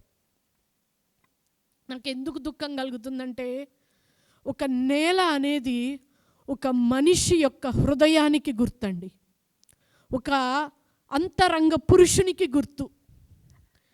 వాళ్ళు మహిమలో ఉన్నప్పుడు వాళ్ళల్లో నుండి చెడు అన్నది రాలేదు, వాళ్ళల్లో నుండి మంచే బయటికి వచ్చింది. అసలు ఒక చెడు తలంపు అనేది, చెడుతనం అనేది, అసూయ అనేది, నరహత్య అనేది, వ్యభిచారం అనేది, దొంగతనం అనేది అసలు ఎలా ఉంటుందో వాళ్ళకు తెలియదు కదా. అంటే నేలలో నుండి వస్తే శ్రేష్టమైన మంచివి రావడమే నేలకు అలవాటు. ఒక మనిషి హృదయంలో నుండి ఆలోచన పుడితే బై డిఫాల్ట్ అది మంచే ఉంటుంది, చెడన్న దానికి అసలు ప్లేస్ లేదు. శాపం ఏంటి అంటే బై డిఫాల్ట్ చెడు రావడం. ఒకడు తనలో నుండి మంచి రావడం కొరకు దాన్ని సేద్యం చేయాలి, దాన్ని దున్నాలి, రాళ్ళు ఏరేయాలి, చెమట ఓర్చాలి, కష్టపడాలి, గింజలు నాటాలి, దేవుని కృప కొరకు వేడుకోవాలి. అప్పుడు అవి అందులో నుంచి మొక్కలు రావాలి, అవి నిలిచి ఉండాలి, ఫలించాలి, ఎదగాలి. ఇంత జరగాల్సిన ఇంత కష్టం అనేది శాపం వల్ల, ఆ పాపం వల్ల కొట్టేసుకొని పోయిందండి. అది ఒక శాపం అయిపోయింది. చాలాసార్లు శాపం డైరెక్ట్గా మనకు తగిలినట్టుగా ఉండదండి. మన చుట్టూ మనకు ఏది ఆధారమో దాని మీదకు శాపం వచ్చేస్తుంది కదండి. దేవుడు ఒక చోట అంటాడు, మీరు ధర్మశాస్త్రం వినకుండా, నా మాట వినకుండా నన్ను తోసేస్తే మీ పిల్లలు మీ మాట వినకుండా మిమ్మల్ని తోసేస్తారు. మనకి చాలాసార్లు అర్థం కాదండి, దేవుడు చెప్పిన అన్నీ వినాలా ఏంటి అని మనం చాలా అనుకుంటూ ఉంటాం. మన టిక్కులు మనకే ఉంటాయి, మన మార్కులు, మన రెడ్ మార్కులు మనకే ఉంటాయి. ఎంతవరకు చేయాలో మనమే నిర్ణయించుకుంటాం. ఎట్లాగున దేవుడు చెప్పిందంతా చేయకుండా మన వరకు ఎంత నిర్ణయించుకుంటామో మన పిల్లలు కూడా మనకు టిక్కులు పెడతారు. నువ్వు చెప్పిందంతా నేను చేస్తానా, నువ్వు దానికి మార్కు పెట్టావు, నేను దీనికి మార్కు పెడతాను అనడు ఆడు. అదే జరుగుతుంది. మనకు పెయిన్ ఎక్కడి నుంచి స్టార్ట్ అవుతుందో తెలుసా? మన కడుపున పుట్టిన వాళ్ళ వలన ఇబ్బంది కలిగినప్పుడే పెయిన్ ఏంటో మనకు అర్థమవుతుందండి. దేవుడంట హృదయపూర్వకంగా ఏ మనిషికి కూడా దుఃఖాన్ని, బాధను ఆయన కలగజేయడు. ఆయన విధానం అది కాదండి, అది కాదు. కానీ ఆయన పెయిన్ నీకు అర్థం అవ్వాలంటే నీ కడుపున పుట్టిన వాళ్ళ వలన వచ్చే పెయినే. అప్పుడు కూడా బుద్ధి ఉండదు కొంతమందికి, ఇక్కడిక్కడే అంటే పందిలాగా అన్నమాట. ఎందుకు పంది హేయమైందంటే దాని జీవితంలో ఎప్పుడు అది తలెత్తి పైకి చూడదు. దాని చూపంతా ఎప్పుడు కిందే ఉంటుంది, బురద మీద పెంట మీదనే ఉంటుంది దాని చూపంతా కూడాను కదా. అంటే ఇంత శ్రమల మధ్య కూడా వాడు పైకెత్తి చూడడు తల ఎప్పటికీ కూడాను, ఆ కింద కిందే కొట్టుకుంటూ ఉంటాడు. అసలు ఈ ముళ్ళు నాకెందుకు వచ్చింది, నేను నీకెక్కడ ముళ్ళు గుచ్చాను? వాస్తవం అండి, వాస్తవం. విత్తిందే మనం కోస్తాం. దేవుడు అంటాడు, నువ్వు నా ఆజ్ఞలు, నా ధర్మశాస్త్రాన్ని పక్కకు పెడితే నీ పిల్లలు కూడా అది నీకు చేస్తారు. నీకు అక్కడ నొప్పి తెలుస్తుంది. ఇది యథార్థం అండి, ఇది యథార్థం. ఇక్కడ శాపం ఏమైందో తెలుసా? డైరెక్ట్గా అతడి మీదకు వచ్చినట్టుగా లేదు. ఏది అతడి జీవానికి, జీవనానికి ఆధారమో, దేని నుండి అతడు తీయబడ్డాడో అది శపించబడింది. ఏనాడు దాంట్లో నుండి గచ్చ పొదలు, ముళ్ళ తుప్పలు రాలేదు. ఇప్పటి నుండి డిఫాల్ట్గా అయ్యే వస్తాయి. నువ్వు ఆహారం కొరకు దాన్ని సేద్యపరిచి కష్టపడాలి. హల్లెలూయా, హల్లెలూయా. ఇది నంబర్ 1 శాపం అండి. రెండవ శాపం చూడండి ఇంకా ఎలా ఉంటుందో. ఆదికాండం 4వ అధ్యాయం 11 చూడండి. కావున నీ తమ్ముని రక్తమును నీ చేతిలో నుండి పుచ్చుకొనుటకు నోరు తెరిచిన ఈ నేల మీద ఉండకుండా నీవు శపింపబడిన వాడవు. చదవండి. నీవు నేలను సేద్యపరచునప్పుడు అది తన సారమును ఇక మీదట నీకియ్యదు. నీవు భూమి మీద దిగులు పడుచు దేశదిమ్మరివై ఉందువనెను. చాలండి. అక్కడ కొంచెం బెటర్ ఉంది పరిస్థితి. కష్టపడి దున్నితే, రాళ్ళేరేస్తే, దేవుడు కృప చూపిస్తే ఒక మొక్క మొలిసి ఒక ఫలాన్ని ఇచ్చి కడుపు నిండే అవకాశం అక్కడ ఉంది. ఇక్కడ కయీను దగ్గరకు వచ్చేటప్పటికి దేవుడు ఎంత హెచ్చరిక చేసినా, ఎంత బతిమిలాడి చెప్పినా సరే మొండికి పోయి, మొండివాడయ్యి, తన మనస్సుకు నచ్చినట్టుగా చేయడానికి స్థిరపడిపోయి అదే చేసి కూర్చున్న వాడి గురించి దేవుడేమంటున్నాడు తెలుసా? ఇప్పుడు నువ్వు శపించబడ్డావు. ఏంటో తెలుసా నీ శాపము? నువ్వు కష్టపడి సేద్యం చేస్తావు, కానీ భూమి నీకు తన సారాన్ని ఇవ్వదు. ఇది చాలా అల్టిమేట్ అండి. అంటే ఒక వ్యక్తి కష్టపడి దైవ సాధన చేసి, ఒక వాక్యం చదువుకొనో, పరిశుద్ధాత్మ కూడికలకు వెళ్ళో, ఇలా స్త్రీల కూడికలకు వచ్చో, దేవుని పాదాలు పట్టుకొనో, తన యొక్క పొలములో నుండి మంచి ఫలాలను తీసుకోగలగడం కొంతలో కొంత బెటర్ అండి, కొంతలో కొంత బెటర్. కానీ నువ్వు వెళ్తావు, ఏడుస్తావు, నువ్వు ఏదో దున్నుతావు, విత్తనం వేస్తావు, కానీ భూమి నిరాకరించింది దాని సారాన్ని నీకు ఇవ్వడానికి. నువ్వు ప్రయాసపడతావు కానీ నీకు ఒక్క ఫలం కూడా రాదు. అది ఇంకెంత దారుణంగా ఉంటుందండి. కేసు ఇంకా వర్స్ట్ కేసు అయిపోయింది కదండి. ఆశతో వెళ్తాడు, భూమి సారంగానే ఉంది అనుకుంటాడు, దున్నుతాడు, ఏదో చేస్తాడు, ఆశపడతాడు, కష్టపడతారు, దివారాత్రములు దాని దగ్గర గడుపుతాడు. తీరా అందరూ పంట ఎత్తుకొని ఇంటికి వెళ్తూ ఉంటే వీడికి మాత్రం భూమి సారం ఇవ్వదు కాబట్టి ఏమీ ఉండదు, ఒట్టి చేతులతో వెనక్కి తిరుగుతాడు. ఇది ఎంత శాపభరితమైన జీవితం అండి. ఏశావు ఏడ్చినా సరే అంగీకరించబడక తృణీకరించబడ్డాడు అన్నారు చూశారు. అసలు సన్నిధికి రాకుండా కొట్టివేయబడ్డమంటే ఇలాంటి శాపమేనండి. ఇక దిగులు పడతా దేశదిమ్మరి అవుతాడు. ఏమనుకుంటాడో తెలుసా? ఈ పొలంలోకి వచ్చి ఇక్కడ సేద్యం చేస్తే ఇక్కడ వస్తుందేమోనని వస్తాడు, ఇక్కడ ఏమీ రాదు. ఏడుచుకుంటా ఈ పొలం విడిచిపెట్టి ఇంకో పొలం దగ్గరికి వెళ్తాడు. అంటే అక్కడ ఇక్కడ అక్కడ తిరుగుతానే ఉంటాడు దేశదిమ్మరి. ఒక సంఘం ఉండదు, ఒక కాపరి ఉండదు, ఒక పాడు ఉండదు. ఇక్కడ ఏడ్చాడు, ఇక్కడ నానా కష్టాలు పడ్డాడు, ఇక్కడ ఏమీ రాలేదు. రాదు. ఎందుకు రావటం లేదు అంటే, రే నువ్వు శపించబడ్డావురా, భూమి తన సారాన్ని ఇవ్వదు నీకు, ఇంకంతే. ఇంకో చోటకి వెళ్ళినా అక్కడ కూడా ఏడుస్తాడు, అక్కడ వాళ్ళని తిట్టుకొని వెళ్ళిపోతాడు. ఇదే జరుగుతుంది. కానీ కయీను మీద ఒక ముద్రేశాడంట. ఏ సంఘం వాళ్ళు కూడాను అలా తిరుగుతూ ఉన్నవాడిని ఏమనకూడదు. వాడే కొద్ది కాలానికి దాన్ని వదిలిపెట్టేసి వెళ్ళిపోతాడు. ఎందుకంటే దేశదిమ్మరి అవ్వాలని చెప్పి వాడికి ఉంది కాబట్టి. ఇట్లాంటి వాళ్ళు కూడా ఉంటారండి. వాళ్ళు ఏ భూమిని పట్టుకున్నా సరే, ఏ భూమిలో వాళ్ళు ఉన్నా సరే అది దాని సారాన్ని వాళ్లకు ఇవ్వదు. వాడు కష్టపడినట్టే ఉంటుంది. వాడు చివరికి వాళ్ళ మీద అబాండాలేసి వెళ్ళిపోతాడు. వాడంతే దేశదిమ్మరి, ఇంకా వాడంతే. జాగ్రత్త, ఇది కూడా ఒక శాపమే కదండి. దాని తర్వాత ఇంకొకటి చూడండి, ఆదికాండం 9వ అధ్యాయం 20-27. నోవహు వ్యవసాయము చేయనారంభించి చదవండి. ద్రాక్ష తోట వేసెను. పిమ్మట ద్రాక్షారసం త్రాగి మత్తుడై తన గుడారంలో వస్త్రహీనుడుగా నుండెను. చదవండి. అప్పుడు కనానుకు ఒక తండ్రి అయిన హాము తన తండ్రి వస్త్రహీనుడైనట చూచి బయటనున్న తన ఇద్దరు సహోదరులకు ఆ సంగతి తెలిపాను. అప్పుడు షేమును యాపెతును వస్త్రం ఒకటి తీసుకొని తమ ఇద్దరి భుజముల మీద వేసుకొని వెనుకకు నడిచి వెళ్ళి తమ తండ్రి దిశములను కప్పిరి. వారి ముఖములు వెనుక తట్టు ఉండుట వలన తమ తండ్రి దిశములను చూడలేదు. అప్పుడు నోవహు మత్తు నుండి మేల్కొని తన చిన్న కుమారుడు చేసిన దానిని తెలుసుకొని కనాను శపింపబడిన వాడై తన సహోదరులకు దాసానుదాసుడగును అనెను.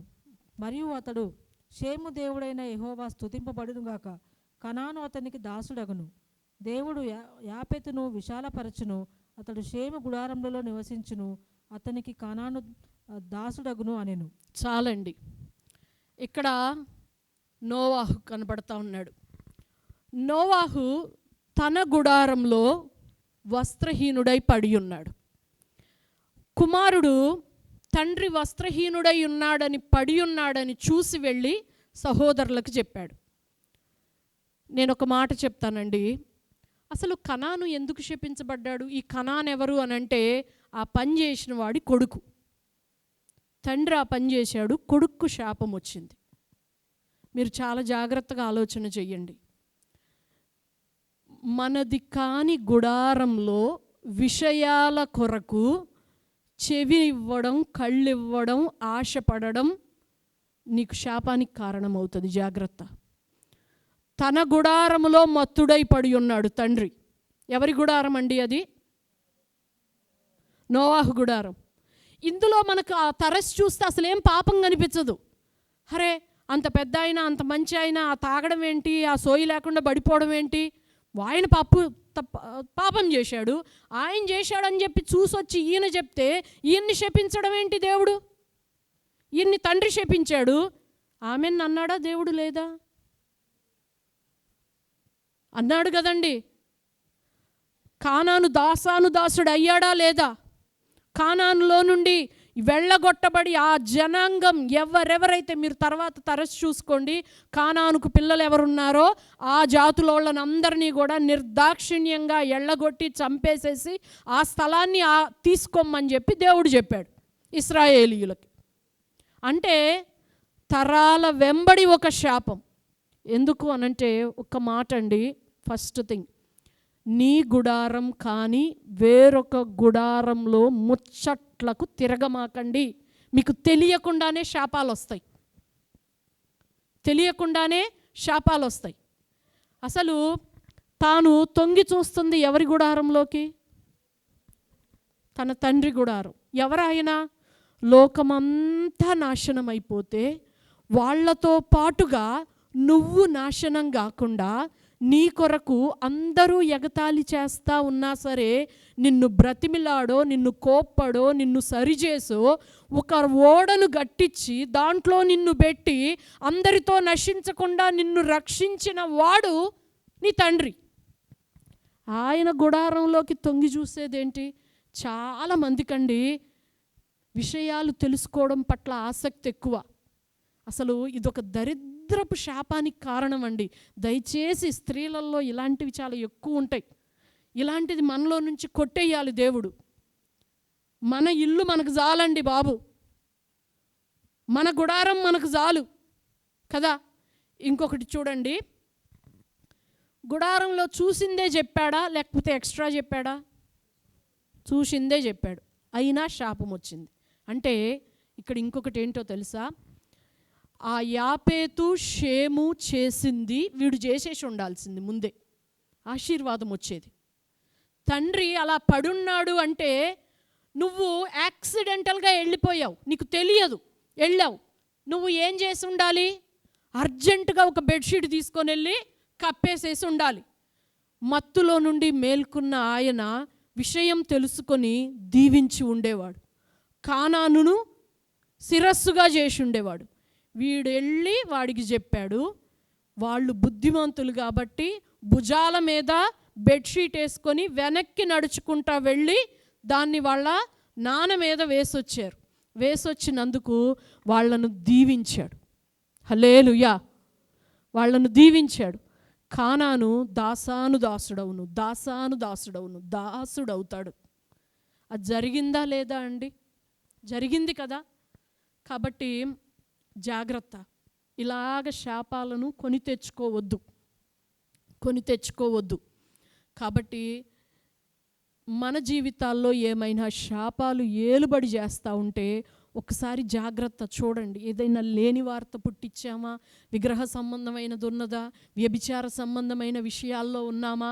అనాథలకు, దిక్కులేని వాళ్ళకు అన్యాయమైన తీర్పులు తీర్చడంలో ఎక్కడైనా శాపం వెంటాడుతోందా?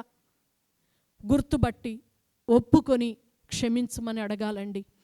ఒక్కోసారి మనం పట్టిందల్లా నాశనమై కూర్చుంటుంది. జాగ్రత్త, ఏం చేస్తున్నామో చూడండి, ఆలోచన చెయ్యండి. కనుక ఈ విషయాలన్నీ కూడా హృదయంలో ఉంచుకుందాం.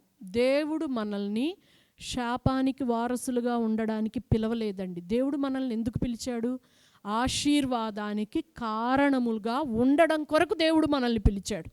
ఆయన పిలిచాడు, మనం మాత్రం మళ్ళీ అందులోనే దూరితే నష్టపోయే వాళ్ళంగా మనమే ఉంటామండి. హేతువు లేని శాపం తగులదు. ఇంకొక మాట చెప్పి ముగిస్తానండి. ఇందాటి నుంచి ఒకటొక్కటని తెగ చంపేస్తుంది అనుకోమాకండి. చివరికి వచ్చాం, ఒక్క మాటేను. కీర్తన 109:17 చూడండి. శపించుట వానికి ప్రీతి గనుక అది వాని మీదికి వచ్చి ఉన్నది. దీవెన యందు వానికి ఇష్టం లేదు గనుక అది వానికి దూరమాయెను. చాలండి, జాగ్రత్త. శాపనార్థాలు పెట్టడం అలవాటుగా ఉండకూడదు. యాకోబులో ఉంటుంది కదా 3:9-10, అరే బాబు, నువ్వు ఒక్క నోట్లోనే దేవుణ్ణి స్తుతిస్తావు, అదే నోటితో శపిస్తున్నావు. దేవుని రూపంలో సృజించబడిన వారిని శపిస్తున్నావు. జాగ్రత్త. హెచ్చరికకి, గద్దింపుకి, శపించడానికి, తీర్పు తీర్చడానికి చాలా వేరియేషన్ ఉంటుంది. ఇది ముందు గుర్తుపెట్టుకోవాలి. హెచ్చరిక చేయడం శాపం పెట్టడం కాదు, గద్దించడం శాపం పెట్టడం కాదు, తీర్పు తీర్చడం కూడా వేరు. తీర్పు తీర్చడం కూడా చెయ్యకూడదు, శపించడం అస్సలే చెయ్యకూడదు. మనం శపిస్తే మనకే అది వస్తుంది కదా. శపించడం వానికి ఇష్టం గనక వానికి అదే వచ్చింది. దీవెన యందు వానికి ఇష్టం లేదు గనుక అది వానికి దూరమైంది. కాబట్టి జాగ్రత్త కలిగి ఉండాలండి. మనము మన నోటితో గద్దింపు, హెచ్చరికలు చెయ్యండి, కానీ శాపాలు పెట్టకూడదు ఎవరికి కూడాను. శాపవచనం మన నోట వెంట రానియవద్దు. శపించేవాడు పైన ఉంటాడు, ఆయనకు అప్పగించాలి ఏదున్నా సరే. మన దాకా మనం రానియ్యకూడదండి. కాబట్టి అలాగుననే ఇంకా సామెతలు 27:14 ఒక మాట ఉంటుంది. వేకువనే లేచంట తన స్నేహితుడిని గొప్ప శబ్దంతో దీవిస్తే ఆ దీవెన వానికి శాపంగా ఎంచబడుతుందంట. ప్రార్థనలు చేయండి సహోదరి సహోదరుల కొరకు, స్నేహితుల కొరకు, కానీ గొప్ప శబ్దంతో కాదు. చాలాసార్లు నేను గమనిస్తాను, మరీ ఏపీలో ఎక్కువ ఉంటుంది. పొద్దున్నే 4 గంటలకి లేచి ఆ మైకు పెట్టి మైకులో ఇట్లాంటివి చేస్తూ ఉంటారు. అసలు ఎందుకు ఇట్లాంటి పనులు చేస్తారు కదా? దేవా మేము వారిని దీవిస్తున్నాము అంటే పెద్దగా అనమాట మైక్లో వస్తూ ఉంటుంది. అంటే మా డాడీ వాళ్ళ దగ్గరికి నేను ఎప్పుడన్నా వెళ్ళినప్పుడు, మనం ఎర్లీ మార్నింగ్ లేసి ప్రేయర్ చేసుకుంటాం కదా, పొద్దున్నే దూరంగా మైక్ వినిపిస్తూ ఉంటుంది. వీడెక్కడ బైబిల్ చదవడా? చాలామందికి బైబిల్ చదివే కన్నా ఆ పొద్దున్నే లేచి వింటారు చూశారు కొంతమంది, ఆహాహా నా కోసం పాస్టర్ గారు ప్రార్థన చేస్తున్నాడు, అయిపోయింది ఫలం కదా. ఇట్లాంటి తిక్క పనులు మనం చెయ్యకూడదు. కాబట్టి ఈ దినాన శాపం అనేది మన జీవితాల్లోనికి రాకూడదండి, రాకూడదు. కాబట్టి కానాను శాపం వద్దు, అబ్రాము వంటి శాపము, ఆదాము వంటి శాపము మనకొద్దు. అసలు ఏమంటారు, కయీను వంటి శాపం కూడా మన జీవితాల్లోనికి రాకూడదు. శాపవచనాలు కూడా పలకవద్దు. కాబట్టి ఈ విషయాల గురించి ఆలోచన చేద్దాం, జాగ్రత్త కలిగి ఉందాం. దేవుడు అట్టి కృపతో మనల్ని నింపి నడిపించునుగాక. ఆమేన్. ప్రార్థన చేస్తాం.